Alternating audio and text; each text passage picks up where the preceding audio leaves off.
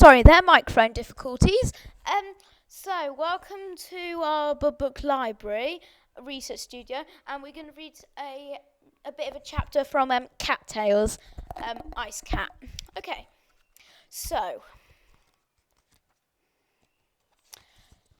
Chapter 1. It was the best snowfall Tom had ever seen. Sometimes there had been a dusty sparkling and melted into the roads and made them black and shiny. Sometimes there was a thick frost overnight that left a white fur on trees and walls and car windscreens.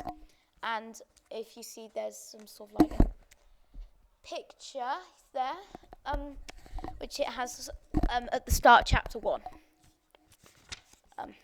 Sometimes there are curly patterns on the windows like ferns that faded away when Tom breathed on them. But never before had he seen such clean, sparkling, new, deep snow that made him want to run in it and roll it and scoop it up and throw it. He went out in the front of the house to look. Still, the flakes came down big and soft, as if someone had emptied out a huge sack of feathers and shaken them free. Tom felt dizzy when he looked up at the sky and saw white feathery flakes whirling. He could catch them on his tongue and taste the crystal coldness of them. The tracks his feet made filled quickly in the soft new snow. And there's also another picture here if you wanted to have a quick look. It's quite nice. It's got this person on. I'll quickly read another page.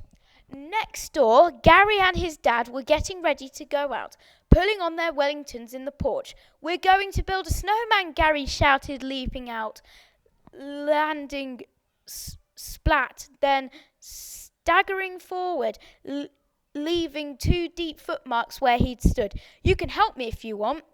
Gary's dad came out too, in a red fleecy jacket and a bubble hat. The small front garden was shared by the 2 houses. There was no fence between, and usually the front garden was just a thin strip of green. Usually. Now it was a strip of white, dazzling and untouched, like a fresh page that would make you want to write on it. Gary's dad shoveled and swept the snow away from the front door, but Tom's front path was still the snowfall had left it, with 2 sets of footprints on the door and back, left by the milkman and the postman. So that's all I'm going to read today, but I'm just going to show you the 2 pictures from the books. So here are some pictures if you want to have a look. This one here is Gary's dad, and then the other one here is, I think that's Gary, I'm not sure, and the 2 other pictures here.